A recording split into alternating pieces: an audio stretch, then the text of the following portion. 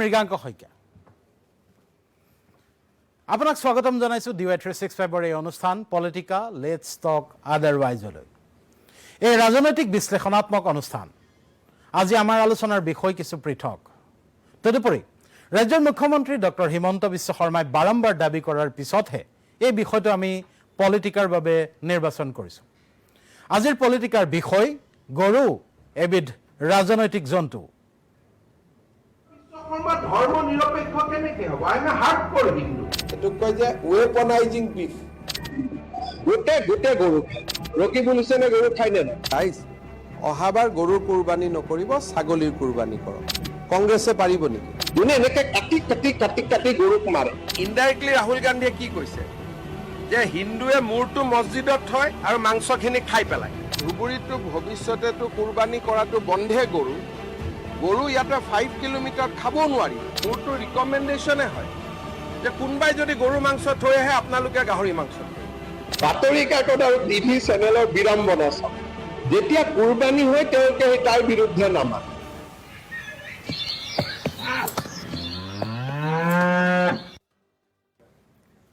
Greek দাৰ্শনিক এৰিষ্টটলে কৈছিল মানুহ এবিধ ৰাজনৈতিক জন্তু কিন্তু অসমত গৰুহে আজিকালি এবিধ ৰাজনৈতিক জন্তু কেনেকৈ তাৰ আলোচনাৰ বাবে আজিৰ পলিটিকা আপোনাৰ ক'বলগীয়া থাকিলে স্ক্ৰিনৰ তলত দিয়া এক্স হেণ্ডেল মৃগাংক কে শইকীয়াত DM কৰক অথবা ইমেইল কৰক dypolitica@gmail.com অসমত এতিয়া কি চলিছে এইদৰে যদি আপোনাক অসমৰ বাহিৰৰ কোনো বন্ধু বান্ধৱে প্ৰশ্ন সোধে তেন্তে আপুনি কি ক'ব আপুনি ক'ব লাগিব অসমত এতিয়া গৰু চলিছে আৰু অসমৰ বাতৰি কাকত সামাজিক মাধ্যম টেলিভিছন চালে আপোনাৰ বন্ধুৱেও গম পাব যে আপুনি সঁচা কথাই কৈছে কিন্তু AI যে যথেষ্ট হোৱা নাই সেয়া বাৰে বাৰে কৈছে আমাৰ মুখ্যমন্ত্ৰী কটন মহাবিদ্যালয়ৰ সন্মুখত গো মাংস ওলাওঁতে মুখ্যমন্ত্ৰীয়ে কৈছিল প্ৰতিবাদ হ'ব লাগে টক শ্ব' হ'ব লাগে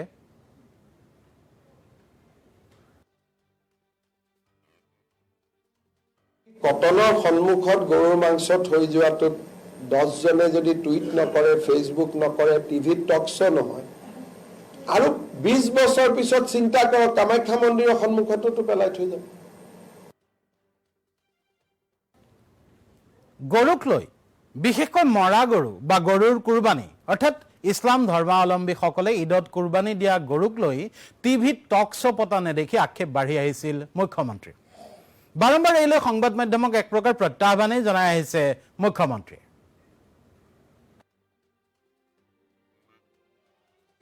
টিভি চেনেলৰ বিড়ম্বনা চাওক যেতিয়া কুৰবানী হয় তেওঁলোকে তাৰ বিৰুদ্ধে নামানে যেতিয়া গৰুবোৰ বাংলাদেশত গৈ থাকে তাৰ বিৰুদ্ধে নামানে গৰু যেতিয়া হালাল হয় তাৰ বিৰুদ্ধে নামানে এটা বেমাৰী গৰুকেইটা কোনে মাতি আনি প্ৰতিপালন কৰি ডাঙৰ কৰিছে তাৰ লিষ্টখন ছপাই আছে কিন্তু মই এটা কথাই সংবাদ মাধ্যমত প্ৰশ্ন সুধিব খুজিম যে ধুবুৰীত 1400 গৰু কুৰবানী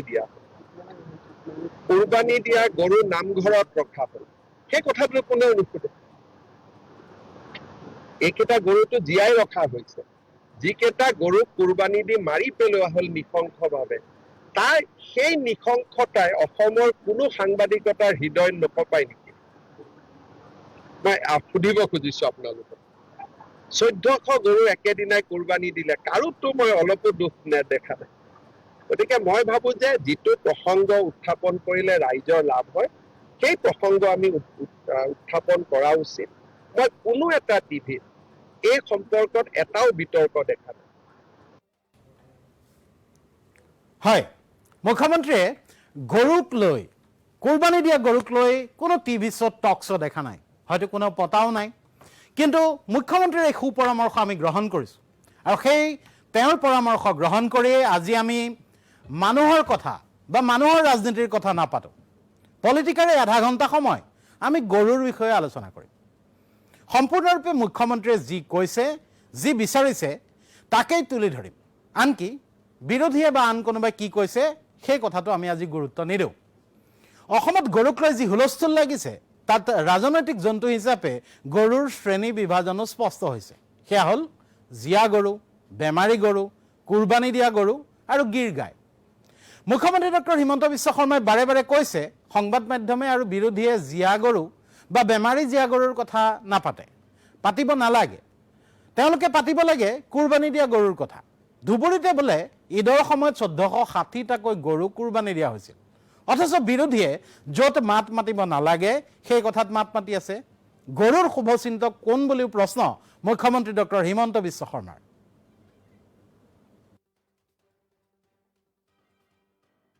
ক'ত লাগে? জীয়াই থকা গৰুত মাতিব লাগে নে যোনে গৰু মাৰি আছে সেইটোত মাতিব লাগে? কুৰবানীৰ ওপৰত তেওঁলোকৰ মাত মাতাৰ সাহসে নাই।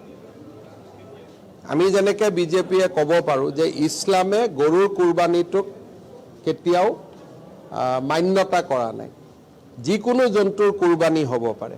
বিজেপিৰ সাহস আছে যে ৰাইজক অনুৰোধ কৰিব যে ৰাইজ অহাবাৰ গৰুৰ কুৰবানী নকৰিব, ছাগলীৰ কুৰবানী কৰক। কংগ্ৰেছে পাৰিব নেকি? কংগ্ৰেছে 7 জনম ল'ব লাগিব এইটো কথা ক'বৰ কাৰণে, কংগ্ৰেছেতো নোৱাৰে। তাৰমানে গৰুৰ শুভচিন্তক কোন? কংগ্ৰেছে জীয়াই থকা গৰুৰ কথা ক'ব নালাগে নহয়, মৰা গৰুৰ কথাহে ক'ব লাগে কোনে মাৰিলে। গতিকে কংগ্ৰেছ পাৰ্টিটোৱে উল্টা, য'ত বাজিব লাগে তাত নাবাজে, য'ত বাজিব নালাগে তাত বাজে।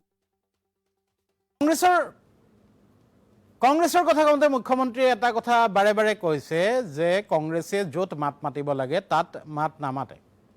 মুখ্যমন্ত্ৰী শৰ্মাৰ মতে আধা কংগ্ৰেছীয়ে গৰু খায়। ৰকিবুল হুছেইনৰ পৰা জাকিৰ হুছেইন চিকদাৰলৈ সকলোৱে গৰু খায় নে নাখায় বুলি সকলোৰে নাম লৈ প্ৰশ্ন মুখ্যমন্ত্ৰীৰ।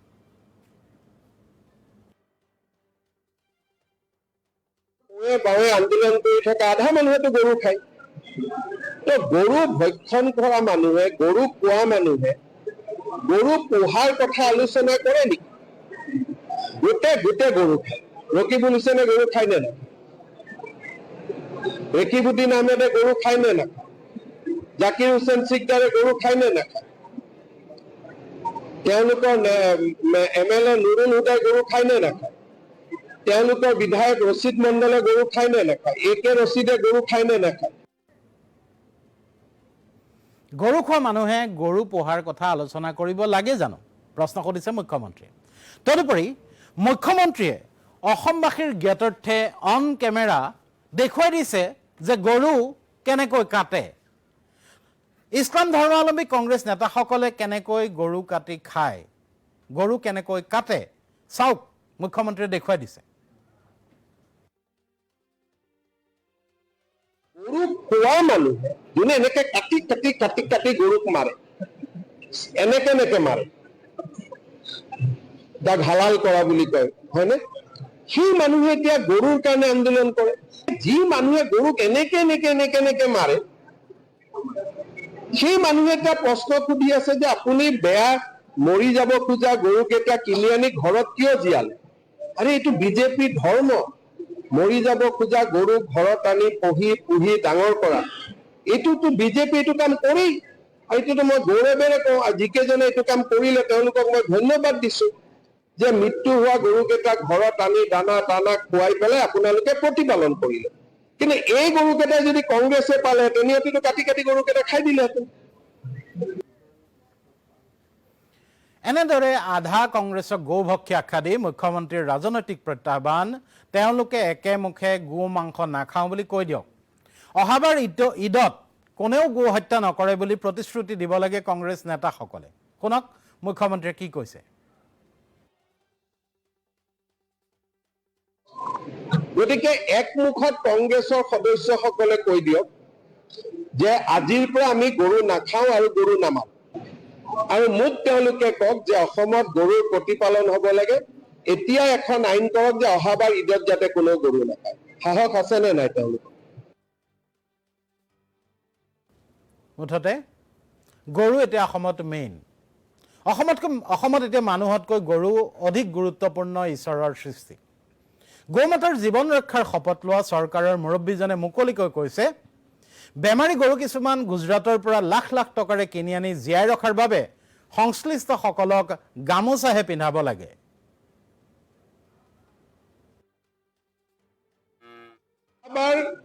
কোনোবা এটা দিনত যিমান কেইজনে গৰু কিনি আনি গৰুকেইটা বচালে সিহঁতকতো চৰকাৰীভাৱে অভিনন্দন জনাব লাগে। লাগে নে নাই কওক? মৰি যোৱা গৰুকেইটাক মইতো শুনি আচৰিত হৈছো, যেনেকুৱা মৰি যাব খোজা গৰুকো যে বিজেপি বুলিহে 50-60 হাজাৰ টকা দি কিনি আনিছে। মৰি যাব খোজা গৰুকেইটা কিনি আনি ঘৰত লালন পালন কৰি ডাঙৰ কৰিছে। গতিকে মইতো অনুৰোধ জনাম যে তেখেতসকলক গামোচা পিন্ধাই সম্বৰ্ধনা জনাব লাগে যে আপোনালোকে এনেকে 90টা গৰু মৰাৰ পৰা ৰক্ষা কৰি। ধন্য এনে গৰুৰ জনম। যিকেইজনী মূল্যৱান হালোৱা গৰু বেমাৰী গিৰ্গাৰ বাবে নিদ্ৰাহৰণ হৈছিল মুখ্যমন্ত্ৰী, কেইবাদিনো শুব পৰা নাছিল বুলি মুখ্যমন্ত্ৰীয়ে নিজ মুখে কৈছে।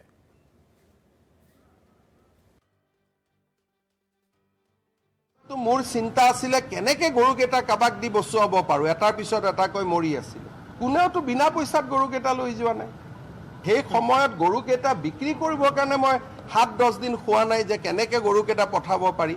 আৰু এই গোটেই কামটো পদ্ম হাজৰিকাৰ দেখা চকুৰ আগত হৈছিল। পদ্ম হাজৰিকা ডাঙৰীয়াই যেনে তেনে মোক সদায় ফোন কৰে যে মুখ্যমন্ত্ৰী মহোদয় কি কৰোঁ, আজিও এটা গৰু মৰিলে। এতিয়া আপোনালোকে গৰুক নিলাম কৰোৱাই, নিলাম কৰিবৰ কাৰণেতো মানকাছাৰ পৰা সদায় গৰু ধৰি থাকোঁ।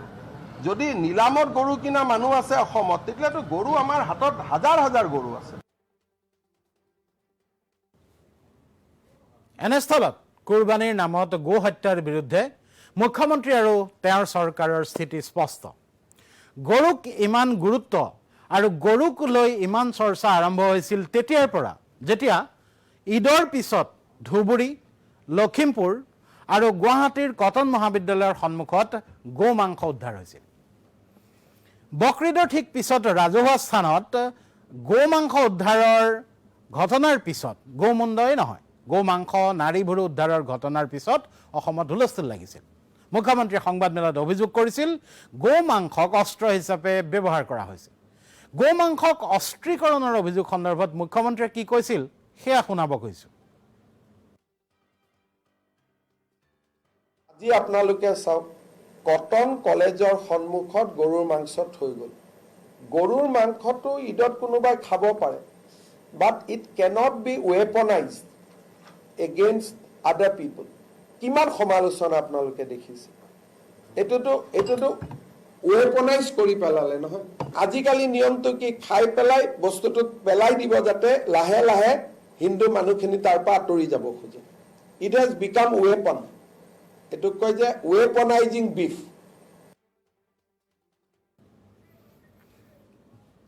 ধুবুৰীত গো মাংস উদ্ধাৰৰ ঘটনাক কেন্দ্ৰ কৰি সৃষ্টি হৈছিল বিপুল উত্তেজনাৰ। তাৰ মাজতে কটনতো ওলাইছিল গো মাংস। ধুবুৰীৰ পৰিস্থিতিৰ বুজ লৈ মুখ্যমন্ত্ৰীয়ে আকৌ বুজাই দিছিল গো মাংসক কিদৰে অস্ত্ৰ হিচাপে ব্যৱহাৰ কৰা হৈছে। ধুবুৰীত যিখিনি ঘটনা হৈ আছে সেইখিনি অত্যন্ত নিন্দনীয় আৰু গৰ্হিত। এইটো এটা হনুমান মন্দিৰ। প্ৰথম দিনা ইয়াৰ সন্মুখত গৰুৰ কাটা মূৰ এটা থোৱা হৈছে আৰু শান্তি কমিটি, পিচ কমিটি হোৱাৰ পিছতো নেক্সট আকৌ গৰুৰ মূৰ থৈ গৈছে। এতিয়া এনেকুৱা ধৰণে যদি ঘটনাবোৰ চলি থাকে তেতিয়াহ'লে ৰাইজে যথেষ্ট অসুবিধাত পৰিব। কটন কলেজৰ সন্মুখতো গৰুৰ কাটা মূৰ বা গৰুৰ বিভিন্ন হাড় বা বিভিন্ন অংগ পতংগ ৰখা হৈছে। গৰু কুৰবানীৰ কাৰণে অনা হয়, গৰু ৱেপনাইজ কৰিবৰ কাৰণে অনা নহয়। এতিয়া একচাম লোকে ভাবে যে এই জায়গাটোত যদি মই বাৰে বাৰে গৰুৰ মাংস আনি থাকোঁ তেতিয়াহ'লে মানুহটোৰ পৰা হিন্দু মানুহখিনিয়ে মাটি বিক্ৰী কৰি গুচি যাব। ধুবুৰীৰ পৰিস্থিতি নিয়ন্ত্ৰণৰ বাবে নিশাৰ ভাগত দেখা মাত্ৰই গুলীৰ নিৰ্দেশ দিয়া হৈছিল। ৰেপিড একশ্যন ফ'ৰ্চ নমোৱা হৈছিল। তাৰ সপক্ষে যুক্তি দিছিল মুখ্যমন্ত্ৰীয়ে। মুখ্যমন্ত্ৰীয়ে কি কৈছিল সেয়া শুনাব কৈছোঁ। দিলেহে মানুহে গম পাব গৃহ বিভাগ আছে বুলি। যাকে লক্ষ্য কৰিব আছে তাকে লক্ষ্য কৰিব লাগিব, কাৰণ বিশেষ সম্প্ৰদায়ৰ বেয়া মানুহবিলাকেইতো গৰুৰ মাংস ৰাখে আৰু বিশেষ সম্প্ৰদায়টোৱেও সেই বেয়া মানুহখিনিক বেয়া পায়। এনেকুৱা নহয় যে বিশেষ সম্প্ৰদায়টোৱে বেয়া মানুহখিনিক ভাল পায়। যে ইয়াত ৰেপিড একশ্যন ফ'ৰ্চৰ পৰা CRPF আমি ডিপ্লয় কৰিম, আমাৰ অসম পুলিচো থাকিব, শ্বুট এণ্ড চাইট অৰ্ডাৰ থাকিব আৰু যিসকলে এই কামবিলাক কৰি আছিলে তেওঁলোকক আমি আইডেণ্টিফাই কৰিম, তেওঁলোকক আমি এৰেষ্ট কৰিম, তেওঁলোকৰ ওপৰত আমি ব্যৱস্থা ল'ম। তাৰপিছত আকৌ এবাৰ ধুবুৰীলৈ গৈছিল মুখ্যমন্ত্ৰী। তেতিয়া ধুবুৰীৰ পৰিস্থিতি কিছু শান্ত। ধুবুৰীৰ ঘটনাৰ মূল অভিযুক্ত মিণ্টু আলী পলাতক আছিল। যদিও এই ঘটনাৰ সৈতে জড়িত থকা শতাধিকক গ্ৰেপ্তাৰ কৰা হৈছিল। সেইবাৰ ধুবুৰীত মুখ্যমন্ত্ৰীৰ ঘোষণা, অহা বছৰ ধুবুৰীত বকৰিদৰ আগতে আহি ধুবুৰীত বাহৰ পাতি ল'ব মুখ্যমন্ত্ৰী। ধুবুৰীত কঠোৰভাৱে বলবৎ কৰা হ'ব গো সংৰক্ষণ আইন। घटना का बाद आता हूँ, घटना का पहले नहीं आता हूँ, तो इसलिए अगली बार जब बकरीद होगा मैं पहले आ जाऊंगा। यदि मैं गरु कुर्बानी দিব লাগে 5 কিলোমিটাৰ দূৰত গৈ দিম, যদি ছাগলী কুৰবানী দিব লাগে টাউনত দিম। গতিকে এই নিয়মবিলাক ধুবুৰী মানুহে আগত মানা নাছিল। অহাবাৰটো ঈদত মই ইয়াত নিজে থাকিম। এতিয়া ধুবুৰীতো ভৱিষ্যতেতো কুৰবানী কৰাটো বন্ধে গৰু ইয়াতে 5 কিলোমিটাৰত খাব নোৱাৰিব। আইনে কৈছে যে উইদিন 5 কিলোমিটাৰ, আৰু ধুবুৰী গুৰুদ্বাৰা বহুত ডাঙৰ gurdwara, within the 5 kilometre of gurdwara আমিতো এইবিলাক কৰিব নালাগে। কিন্তু আমাৰ চৰকাৰটো শিথিল, 5 কিলোমিটাৰ দূৰত যি কৰিব খোজে কৰক, আমিতো আপত্তি কৰা নাই। নাই, এইটোতো আমাৰ কেটল প্ৰিজাৰ্ভেশ্যন এক্টতে লিখা আছে, এইটো চবেই জানে। এইটোৰ ওপৰত চৰ্চা হৈছে, এছেম্বলিত ডিবেট হৈছে। আমি কৈছোঁ 5 কিলোমিটাৰ বাহিৰত গৈ খাওক, উইদিন 5 কিলোমিটাৰ খাব নালাগে ফ্ৰম এ ৰিলিজিয়াছ প্লেচ। কুৰবানী দিব লাগে, যদি মই গৰু কুৰবানী দিব লাগে 5 কিলোমিটাৰ দূৰত গৈ দিম, যদি ছাগলী কুৰবানী দিব লাগে টাউনত দিম। অসমত গো সংৰক্ষণ আইনৰ ধাৰা কঠোৰভাৱে বলবতৰ বাবে চৰকাৰ বদ্ধপৰিকৰ, সেয়া সংবাদমেলতো ঘোষণা কৰিছিল মুখ্যমন্ত্ৰী। এই সন্দৰ্ভত SOP জাৰি কৰা হ'ব বুলিও জনাইছিল মুখ্যমন্ত্ৰী ডক্টৰ হিমন্ত বিশ্ব শৰ্মাই। আমাৰ কেটল প্ৰিজাৰ্ভেশ্যন আইনৰ যিটো এটা গুৰুত্বপূৰ্ণ দফা আছিল যে মন্দিৰ নামঘৰৰ 5 কিলোমিটাৰৰ ভিতৰত গৰু মাংস কোনেও খাবও নোৱাৰে, কাটিবও নোৱাৰে, মাৰিবও নোৱাৰে। এই যিটো আমাৰ ব্যৱস্থা আছিলে তাক আমি খুব কঠোৰভাৱে বলবৎ কৰিবলৈ জিলা প্ৰশাসনক আমি নিৰ্দেশ দিছোঁ। আৰু 5 কিলোমিটাৰৰ ভিতৰত যদি কোনেও গৰুৰ মাংস নাকাটেও নাখায়ো, তেতিয়াহ'লে 5 কিলোমিটাৰ পাৰ কৰি আহি মন্দিৰ বা নামঘৰৰ সন্মুখত এনেকৈ হাৰ মূৰ ৰখাটো সম্ভৱো নহ'ব। সেইকাৰণে আমাৰ যিটো দফা বিভিন্ন কাৰণত আমি খুব শক্তিশালীভাৱে ৰূপায়ণ কৰা নাছিলোঁ, এতিয়া আমি সেই দফাটো শক্তিশালীভাৱে ৰূপায়ণ কৰাৰ বাবে আমি সিদ্ধান্ত লৈছোঁ। কিন্তু ৰাজ্যত শেহতীয়াকৈ ঘটা উপৰ্যুপৰি গো মাংস কেন্দ্ৰিক ঘটনাত এই ঘটনাক্ৰমত ৰহস্যৰ গুণ পাইছিল বিৰোধীয়ে। ঠাই বিশেষে এনে ঘটনাত ৰাজনৈতিক দলৰ সদস্যও জড়িত থকাৰ অভিযোগ উঠিছিল। গৰুক ৰাজনৈতিক উদ্দেশ্যত ব্যৱহাৰ কৰি অহাৰ বিজেপিৰ বিৰুদ্ধে যি পুৰণি অভিযোগ, সেই অভিযোগক কিন্তু অস্বীকাৰ কৰিছিল মুখ্যমন্ত্ৰীয়ে। তেওঁ কিন্তু এটা আচৰিত কথা কৈছিল গো মাংস কোনোবাই যদি ক'ৰবাত থয়, তেওঁ গাহৰি মাংস থোৱাৰ পক্ষত। ৰাহুল গান্ধী আৰু কংগ্ৰেছক হিন্দু মানুহে যে ঘিণ কৰে, এইবিলাক কাৰণে ঘিণ কৰে। আৰু মই ৰাহুল গান্ধীক ক'ব খোজোঁ, যদি থবই লাগে কেতিয়াবা হিন্দুৱে গাহৰি থব। মোৰতো ৰিকমেণ্ডেশ্যনে হয় যে কোনোবাই যদি গৰু মাংস থৈ আহে, আপোনালোকে গাহৰি মাংস থৈ বৰাবৰ হৈ যাব। মই ক'লো নহয় যে মন্দিৰত হিন্দুৱে বাৰু মূৰটো থলে বডিটো ক'ত ৰাখিব? এই যে ব্ৰেইন নাথাকা মানুহবিলাকে যে আপোনালোকৰ আগত এইবিলাক কথা কৈ থাকে, মোৰ আগততো ক'ব নোৱাৰে। আপোনালোকে দেখিছে বিধানসভাত ক'লে মই কি জবাব দিওঁ। আপোনালোকেও ক'ৰবাত অলপ চিম্পিটি হৈ থাকে কাৰণে আপোনালোকে সুধিব নোৱাৰে। আচ্ছা, মাথাটো বাৰু থলে মছজিদত, বডিটো ক'ত থব হিন্দুৱে? তাতেই ক্ষান্ত নাথাকি মুখ্যমন্ত্ৰীয়ে বিৰোধীক আক্ৰমণৰ অচিলাৰে ৰাহুল গান্ধী, গৌৰৱ গগৈকো টাৰ্গেট কৰি ক'লে, মন্দিৰৰ আশে পাশে গো মাংস উদ্ধাৰৰ ঘটনাত হিন্দু ধৰ্মাৱলম্বী জড়িত থকাৰ প্ৰশ্নই নাই। হিন্দুৱে গৰুৰ মূৰটো কাটি মন্দিৰ নামঘৰত থলে গাটো কি কৰিব? যে এইটো হ'ল ৰাহুল গান্ধীৰ মানসিকতা। যদি আমি কাটি মাংস থব লাগে, আমি গাহৰি মাংস থম, আমি গৰুৰ মাংস কিয় থম? যদি হিন্দুৱে মাংস থবই লাগে, আমি কাটি পেলাই গাহৰি মাংস থৈ আহিম, আমি গৰুৰ মাংস কিয় থম? আপোনালোকে কওকচোন। গতিকে এইবিলাক হৈছে ৰাহুল গান্ধীৰ এটা পয়জনাছ ব্ৰেইনৰ পৰা ওলোৱা এইবিলাক কথা। গতিকে ৰাহুল গান্ধীয়ে ভাবে যে হিন্দুৱে মাথাটো মছজিদত থব, বডিটো ক'ত থব? বিজেপি, RSS বা হিন্দু মানুহে গৰু এটা কাটিলে, মূৰটো বাৰু মছজিদত থৈ আহিলোঁ, বাকী মাংসখিনি ক'ত পেলাব? তাৰমানে আমি সেইটো খাম নেকি? মানে ইনডাইৰেক্টলি ৰাহুল গান্ধীয়ে কি কৈছে যে হিন্দুৱে মূৰটো মছজিদত থয় আৰু মাংসখিনি খাই পেলায়, সেনেকুৱাইতো হ'ব লাগিব। মুঠতে গৰু, গৌ মাংস আৰু গিৰ গাই, নেতা দৌৰিছে গৰুৰ পিছত, নেতাই কৈছে গৰুৰ কথা, পুলিচ দৌৰিছে হোটেললৈ গৌ মাংসৰ সন্ধানত। অসমত এতিয়া মানুহে মানুহৰ সমস্যাৰ বিষয়ে কথা পতাৰ পৰিৱেশেই নাই। ইফালে সন্মুখত বিধানসভাৰ নিৰ্বাচন। 2016ত শৰাইঘাটৰ শেষ ৰণত বিজেপি জিকিছিল। 2021ত আজমল মুখ্যমন্ত্ৰী হ'ব বুলি ডক্টৰ হিমন্ত বিশ্ব শৰ্মা মুখ্যমন্ত্ৰী হ'ল। 2026ত হয়তো বিজেপিৰ চৰকাৰ নাহিলে সকলো নামঘৰ মন্দিৰত গৌ মাংসৰ টোপোলা ওলোৱাৰ ভয় আছে। অসমৰ ৰাইজে গৌ ৰক্ষক বিজেপিকে ভোট দিব। মুখ্যমন্ত্ৰী অৱশ্যে এই কথাবোৰ ভবা নাই। তেওঁৰ মতে আকৌ বিজেপিয়ে জিকিব, গৌ মাংস যি হওক বা নহওক। গৰু মাংসবিলাক লৈ গৈ যে নামঘৰ মন্দিৰৰ সন্মুখত ৰাখি আছে, এইটোতো আলোচনা কৰা নাই। বিজেপিক বেয়া পাই লাভ নাই, ইলেকশ্যনত বিজেপিয়ে জিকিব, ইমান এইবিলাক কৰি নোৱাৰে।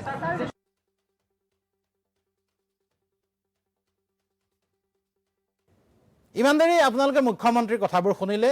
সম্যকভাৱে যদি আমি চাওঁ, এতিয়া অসমত গৰুৰ বিষয়ে কি চলিছে, ৰাজ্যজুৰি হোটেলে হোটেলে গৌ মাংসৰ সন্ধানত আৰক্ষী দৌৰিছে। জীয়া গৰু, বেমাৰী গৰু, কুৰবানীৰ গৰুক লৈ আলোচনা চলিছে। আৰু আজি আমাৰ এই অনুষ্ঠানো কৰিলোঁ কেৱল গৰুৰ কথাৰে, কাৰণ অসমৰ ৰাজনীতিত এতিয়া অতি জ্বলন্ত বিষয় হ'লগৈ গৰু, মানুহ নহয়। বিৰোধীৰ মুখত জীয়া গৰুৰ কথা, গিৰ গাইৰ কথা, বিপৰীতে চৰকাৰৰ মুখত, মুখ্যমন্ত্ৰীৰ মুখত কুৰবানীৰ গৰুৰ কথা। কুৰবানী দি গৰু হত্যা কৰা হৈছে, এইটো লৈ উদ্বিগ্ন চৰকাৰ। কংগ্ৰেছে কুৰবানী বন্ধ কৰাৰ কথা কিয় নকয়, প্ৰশ্ন কৰিছে মুখ্যমন্ত্ৰীয়ে। মুখ্যমন্ত্ৰীয়ে অভিযোগ কৰিছে আধা কংগ্ৰেছে গৰু খায়। ঈদত গৰু কুৰবানী বন্ধ কৰাৰ সাহস কিয় কংগ্ৰেছৰ নাই? অসমৰ সংবাদ মাধ্যমকো প্ৰশ্ন মুখ্যমন্ত্ৰীৰ। তেওঁৰ মতে যে অসমৰ সংবাদ মাধ্যমেও কুৰবানীৰ কথা নকয়। মুখ্যমন্ত্ৰীৰ আক্ষেপ, অভিযোগৰ বাবেই আমাৰ আজিৰ এই অনুষ্ঠান। কেৱল গৰুক লৈ মুখ্যমন্ত্ৰীৰ দৃষ্টিৰে সম্পূৰ্ণ 30 মিনিট। এইবাৰ আমি সামৰণিৰ ফালে আহিব খুজিছোঁ। মুখ্যমন্ত্ৰীকো ভুল বুজাৰ উপায় নাই। গৰু, গাই, গৌ মাংসক লৈ তেওঁ নিঃসন্দেহে চিন্তিত হ'বই লাগিব। ধৰ্ম নিৰপেক্ষতাৰ কথা কৈ শপত ল'লেও তেওঁ যে এজন কট্টৰ হিন্দু, গোড়া হিন্দু, সেয়া তেওঁ নিজে নিজ মুখেৰে অলপতে ৰাজহুৱাভাৱে ঘোষণা কৰি দিছে। হিমন্ত বিশ্ব শৰ্মা ধৰ্ম নিৰপেক্ষ কেনেকে হ'ব? I am a hardcore Hindu, I can't be ধৰ্ম নিৰপেক্ষ। আপুনি এজন মুছলমান মানুহ কেনেকে ধৰ্ম নিৰপেক্ষ হ'ব? হি ইজ এ হাৰ্ডক'ৰ মুছলিম। আজি যদি মোক কোনোবাই কয় আমি শপত লওঁতে আমি এনেই শপত খাওঁ যে আমি ধৰ্ম নিৰপেক্ষ, শপত লৈতো কামাখ্যা মন্দিৰত যাওঁ, শপত লৈতো বৰদোৱাত যাওঁ। প্ৰতিজন মুছলমান মানুহে শপত লৈ আকৌ মক্কাত যায়। চ' উই কেনট বি নিউট্ৰেল। আমি সকলোৰে প্ৰতি সমভাৱ ৰাখিব পাৰিম। অৱশ্যে আপোনালোকে আমাকো কট্টৰ হিন্দু বুলি ভুল নুবুজিব। আমি সাংবাদিক, আমি নিজকে ধৰ্ম নিৰপেক্ষ বুলি কৈয়ে ভাল পাওঁ। কিন্তু ৰাজ্যৰ মুৰব্বীজনে কোৱা কথাবোৰ, যেনে গৰু, গৌ মাংস, কুৰবানী, এই কথাবোৰো আমি গুৰুত্ব সহকাৰে প্ৰচাৰ কৰিবই লাগিব দিয়কচোন। অসমত গৰু আৰু গৰু হৈ থকা নাই। গৰু আপুনি মই ভবাতকৈ বহুত ওপৰলৈ গুচি গৈছে। গৰুক বছৰত এদিন মাহ হালধিৰে গা ধুৱাই অসমীয়াই পাল মাৰি থোৱাৰ দিনো উকলিল। গৰু যে কেৱল এবিধ চাৰিঠেঙীয়া পোহনীয়া জন্তু নহয়, বৰঞ্চ গৰু যে এক ৰাজনৈতিক জন্তুহে, সেয়া সময় থাকোঁতেই উপলব্ধি নকৰিলে কি ঠিক এদিন আজমল অসমৰ মুখ্যমন্ত্ৰী হ'ব। আজিৰ পলিটিকা সামৰিছোঁ। মই মৃগাংক শইকীয়াই লৈছোঁ বিদায়। ধন্যবাদ। হিমন্ত বিশ্ব শৰ্মা ধৰ্ম নিৰপেক্ষ কেনেকে হ'ব? I am a hardcore Hindu. এইটোক কয় যে ৱেপনাইজিং বিফ। গোটেই গৰু খায়। ৰকিবুল হুছেইনে গৰু খায় নে নাই? অহাবাৰ গৰুৰ কুৰবানী নকৰিব, ছাগলীৰ কুৰবানী কৰক। কংগ্ৰেছে পাৰিব নেকি? যোনে এনেকে কাটি গৰুক মাৰে। ইনডাইৰেক্টলি ৰাহুল গান্ধীয়ে কি কৈছে যে হিন্দুৱে মূৰটো মছজিদত থয় আৰু মাংসখিনি খাই পেলায়। ধুবুৰীটো ভৱিষ্যতেতো কুৰবানী কৰাটো বন্ধে গৰু ইয়াতে 5 কিলোমিটাৰত খাবও নোৱাৰি। মোৰতো ৰিকমেণ্ডেশ্যনে হয় যে কোনোবাই যদি গৰু মাংস থৈ আহে আপোনালোকে গাহৰি মাংস। বাতৰি কাকত আৰু টিভি চেনেলৰ বিড়ম্বনা চাওক। যেতিয়া কুৰবানী হয় তেওঁলোকে তাৰ বিৰুদ্ধে নামানে।